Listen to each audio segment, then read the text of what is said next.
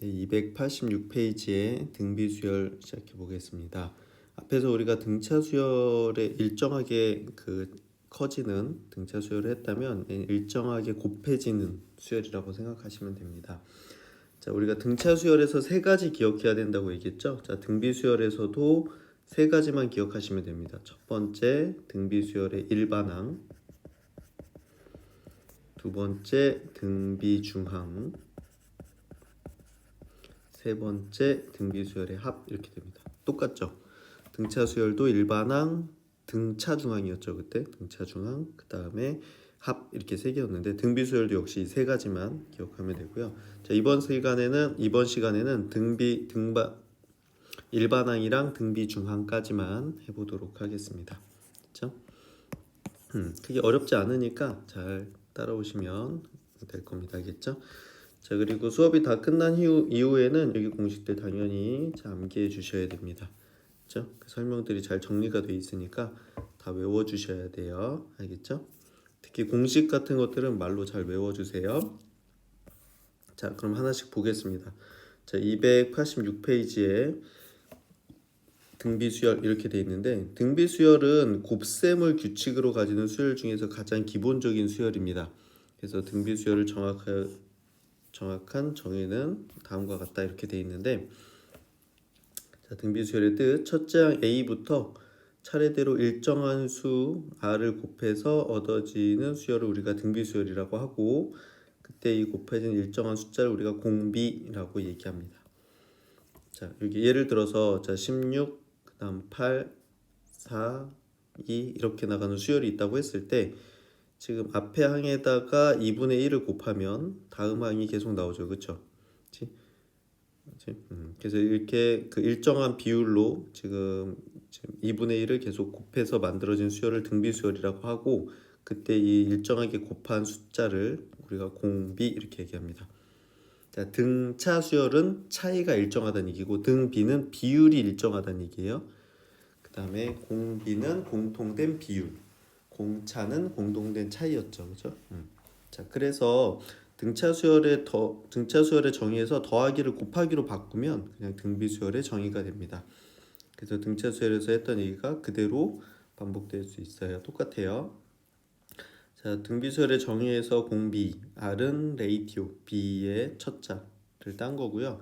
자, 알고 있겠지만 그 역사인 곱셈과 나눗셈은 동전의 양면과도 같기 때문에 수학에서 두 수를 한번 나누어 보는 이유는 혹시 곱셈의 규칙을 갖고 있지 않을까라고 생각해서입니다.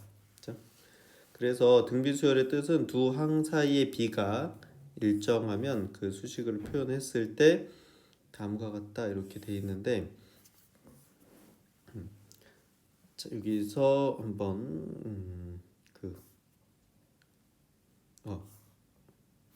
얘가 지금 무슨 얘기냐면, 자, 잘 봐.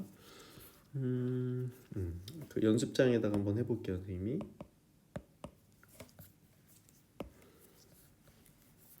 자, 아까 그 숫자로 한번 예를 들어볼게요. 자, 2, 4, 8, 16, 32 이렇게 나가는 수열이 있다고 해볼게요.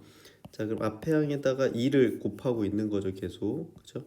자, 2를 곱해서 다음 항을 만든 겁니다. 그러니까 등비 수열이고 공비는 2가 되겠지, 그렇지? 자, 그럼 이때 요 뒤에 거에서 앞에 거를 나누면 4 나누기 2 하면 2죠. 그렇지? 그다음 8 나누기 4 해도 2죠. 그다음에 16 나누기 8 해도 2죠. 다 똑같지, 그치? 그래서 우리가 얘를 등비수열이다 이렇게 얘기하는데, 결국 뒤에 거에서 앞에 거 나눈 게 공비지, 그치? 근데 이걸 좀 일반적으로 쓰면, 자, 첫째 항, 두 번째 항, 세 번째 항 이렇게 하고 했을 때 n번째 항, 그 다음에 n 플러스 1번째 항 이렇게 나가겠지, 그치? 자, 그러면 이거에서 이걸 나누면 an 플러스 1을 an으로 나누면 이게 등비수열이라고 했을 때 r을 곱했을 거 아니야. 공비가 나오겠죠, 그죠? 이렇게.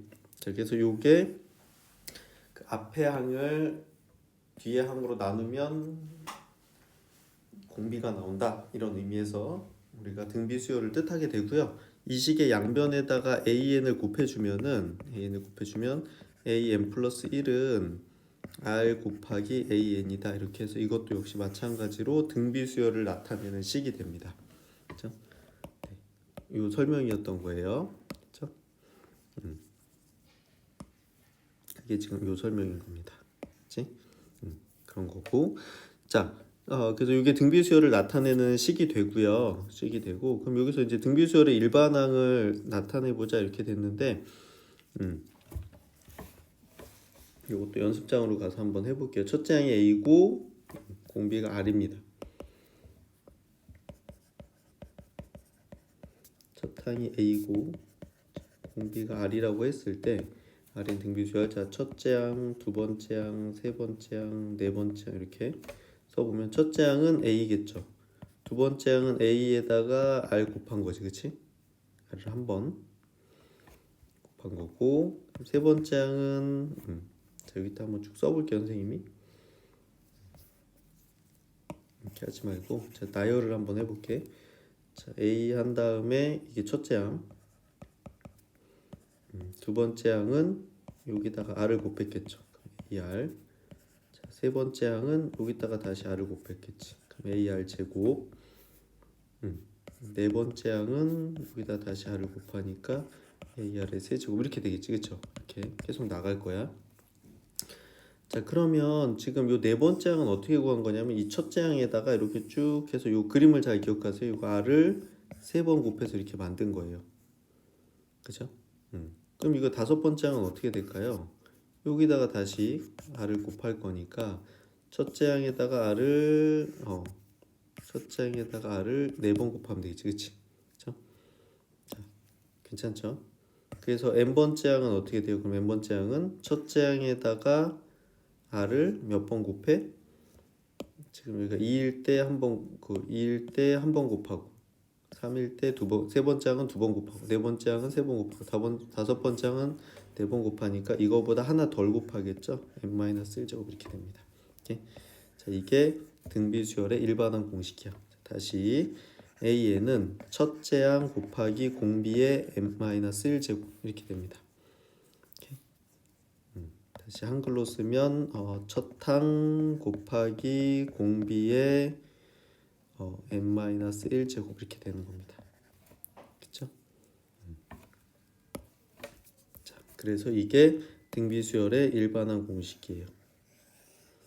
첫째 항이 A고 공비가 R인 등비수열의 일반항 A에는 첫째 항 곱하기 공비의 n-1제곱 이렇게 됩니다. 그래서 괜찮죠? 네, 예제를 한번 풀어볼게요.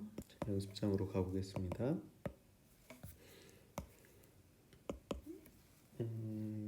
예제 69번 보면 다음 등비수열의 일반항을 구해라 이렇게 되어 있습니다. 첫 번째 첫째 항이 3이고 공비가 마이너스인데 자 앞으로는 첫 항은 그냥 선생님이 A라고 쓸게요. 공비는 R이라고 쓰고 특별한 언급이 없으면 A는 첫 항입니다. 알겠죠? 자, 이렇게 됐을 때 자, 일반항 다시 한번 써볼게. 얘는 첫 항 곱하기 공비의 n-1제곱이죠. 자, 그래서 A에는 첫 항이 3 곱하기 공비가 마이너스 2의 n-1제곱 이렇게 되는 겁니다. 이게 일반항이에요.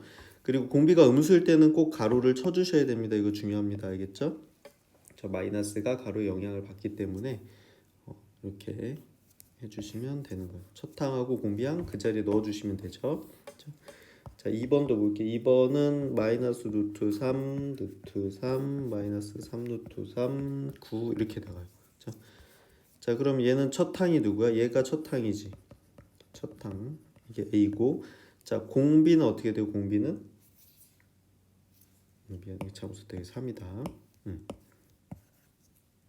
자, 등비수열이라고 했기 때문에 요 뒤에 거에서 앞에 거를 나눠 보면 됩니다. 그러면 3 나누기 마이너스 루트 3이니까 자, 유리화 하면은 여기다가 루트 3, 루트 3 곱하겠죠. 마이너스 3분의 3 루트 3이니까 분하면 마이너스 루트 3이지. 자, 여기다가 어떻게 한다? 마이너스 루트 3을 곱하고 있는 거예요. 여기다 마이너스 루트 3 곱하면 얘가 나오지, 그치? 그래서 첫째 항은 마이너스 루트 3이고 마이너스 루트 3이고 공비는 마이너스 루트 3이네요. 자, 그러면 A에는 첫째 항 마이너스 루트 3 곱하기 마이너스 루트 3의 n-1제곱 이렇게 되겠죠. 자, 여기 지수 법칙에서처럼 요거 그냥 더할 수 있죠. 요거 지수끼리 해서 A에는 정리해주면 마이너스 루트 3의 n제곱 이렇게 쓸 수 있습니다. 지수 법칙까지 해주셔야 돼요. 그렇죠? 네. 오케이. 그래서 어렵지 않죠? 네, 등차 수열을 우리가 했기 때문에 등비 수열도 그렇게 어렵지 않을 겁니다. 비슷해요. 이렇게 연습하시면 되고. 자, 그런데 이제 우리가 별다른 언급이 없어도 등비 수열의 첫째 항과 공비는 0이 아니라고 가정할 거예요. 만약에 첫째 항이 0이거나 공비가 0이면 그냥 00000 A 0000 뭐 이런 식으로 되니까 의미가 없어지기 때문에 특별한 얘기가 없으면 공비는 0이 아니다 이렇게 생각하시면 될 것 같습니다. 네, 이렇게 해서 일반항 해봤고, 자 등비중항이라고 나오는데, 자 우리가 등차 수열에서 했던 것처럼 덧셈을 그렇죠? 그 지금 등비 수열은 덧셈을 그냥 곱셈으로만 바꾸면 되는 거예요. 곱셈으로 바뀌면 되기 때문에 그래서 또 굉장히 비슷한 성질이 있거든요. 비슷한 성질이 있는데. 예를 들어서 여기서처럼 3, 6, 12, 24, 48, 96 이렇게 나가는 등비 수열이 있다고 해봅시다. 첫째 항이 3이고 공비는 2인 겁니다. 이렇게 됐을 때 이렇게 7개 숫자를 나열을 하면은 어떻게 돼? 맨 처음 거랑 맨 끝에 거를 이렇게 곱했을 때, 그 다음에 얘랑 곱했을 때, 그 다음에 얘랑 곱했을 때가 다 일정하게 나옵니다. 일정하게 값이 나오거든요. 이게 지금 숫자가 너무 커서 그런데 숫자를 좀 더 간단하게 한번 해볼게요. 지금 숫자 너무 크게 만들었어요. 이렇게 세 개만 생각해 봅시다.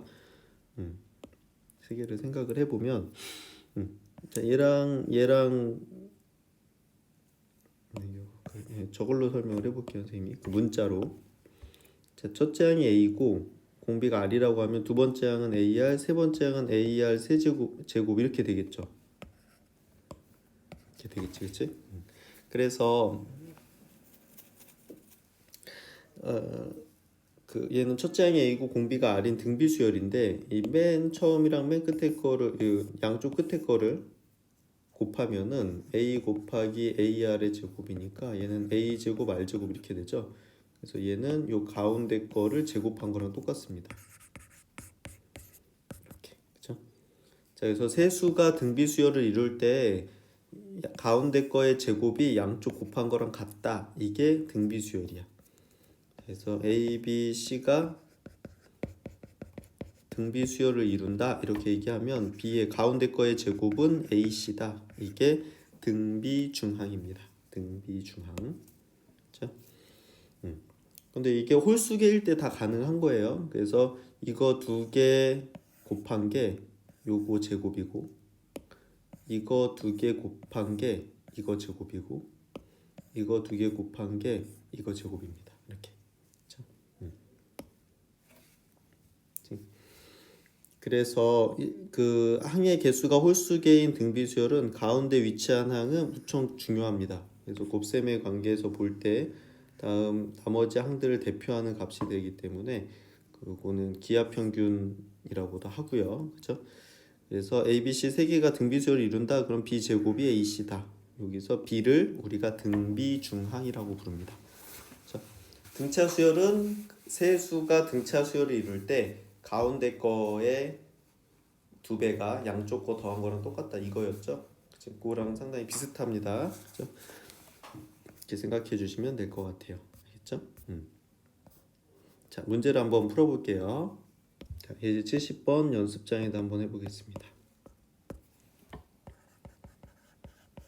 자, 세수 3x27이 차례대로 등비 수열을 이룰 때 x 값을 구해라 이렇게 돼 있습니다. x 값을 구해라 이렇게 돼 있는데 그럼 이게 등비 수열을 이루니까 어떻게 돼? 양쪽 거 곱한 게 요 가운데 거 제곱이다 이렇게 되는 거죠. 그치? x 제곱이 3 곱하기 27이다 이렇게 되고요.